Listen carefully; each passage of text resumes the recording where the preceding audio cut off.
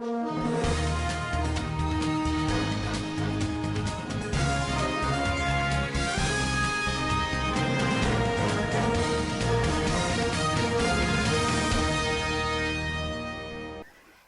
more suspects linked to the bombing arrested.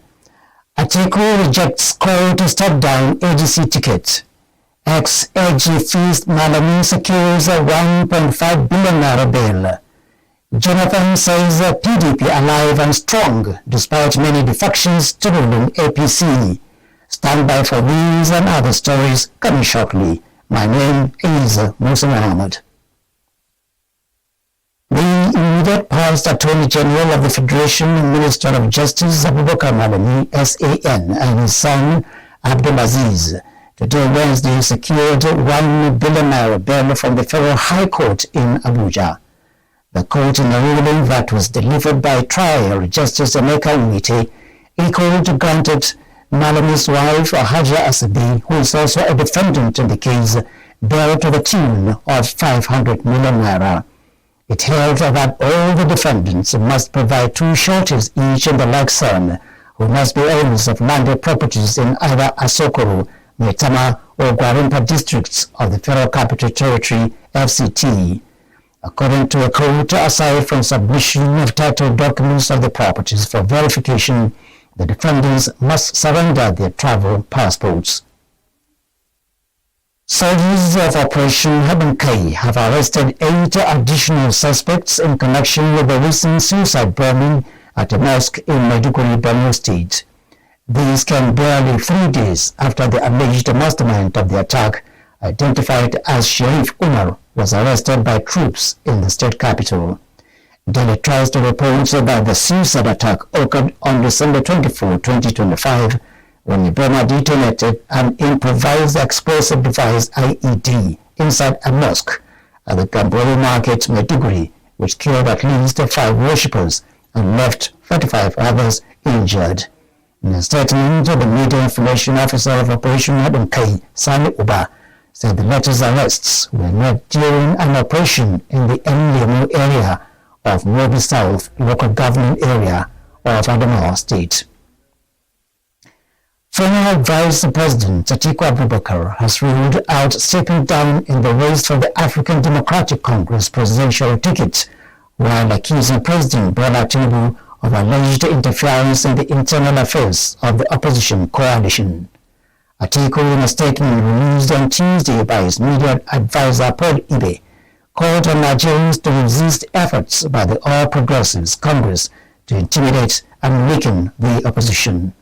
The former vice president's comments came amid speculation that he is facing pressure to step aside for a southern candidate to emerge as the ADC's flag bearer in the upcoming election against President Bola Tinubu.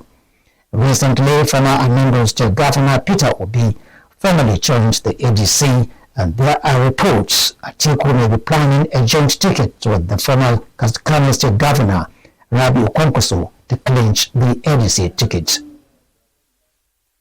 The Plateau State chapter of the Wet Alakatu Breeders Association of Nigeria, MACBAN, has petitioned President Bola Ahmed Tinubu over what it described as sustained attacks, economic losses, and exclusion of farming herders from security arrangements in the state. In an open letter signed by its chairman, Ibrahim Yusuf Babayo, the association alleged that Fulani herders across several local government areas have continued to face killings, cattle rustling, poisoning of livestock, and destruction of grazing resources, leaving many communities in fear and economic distress. MACBAN said the incidents recorded between September and December 2025 in just South Riyom, Barikin-Ladi, Bokos, and Mungu local government areas resulted in the killing of herders, shooting of cattle, and large-scale rustling. The group estimated the value of cattle lost within the period at over 500 million naira, adding that the attacks have persisted almost daily since the beginning of the year. Former President Goodluck Jonathan has said he feels a great sense of satisfaction knowing that People's Democratic Party (PDP) is still alive, strong, and resilient despite defections from the party to the ruling All Progressives Congress APC. Jonathan reaffirmed that PDP remained a fundamental pillar of Nigeria's democracy, being the only surviving one among the legacy political parties since 1998. The former president made the remarks while receiving members of PDP National Working Committee (NWC), led by National Chairman Dr. Kabiru Traiki SAN, during a high-level consultative meeting held at his private office in Abuja yesterday. The meeting focused on the party's reconciliation process and strategic repositioning ahead of the 2027 general election.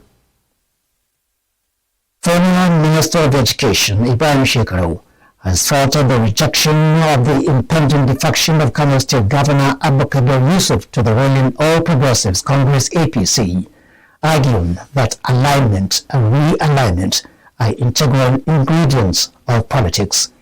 He tackled those accusing the governor of betraying his political godfather and founder of the Konkosia movement, Dr. Rabiu Musa Kwankwaso, insisting that the same Kwankwaso could also be accused of betrayal, having defected serially to another party. Shekaru, in a live interview yesterday, submitted that Yusuf is at liberty to move from the new Nigeria People's Party and NPP with or without his Konkosia supporters. The faction of the People's Democratic Party (PDP) loyal to Nyesom Wike has urged Ajibola Basiru, National Secretary of the All Progressives Congress APC, to apologize to the FCT minister within 48 hours. On Monday, Basiru asked Wike to resign his appointment and focus on what he described as an obsession with Rivers state politics. Wike had earlier asked the APC National Secretary to stay off Rivers politics. In a statement issued yesterday and signed by Etim Isong, the factional zonal publicity secretary of the PDP South-South, the group condemned what it described as Basiru's personal attack on Wike. The faction said Basiru's remarks were inappropriate and capable of undermining the administration of President Bola Tinubu ahead of the 2027 election.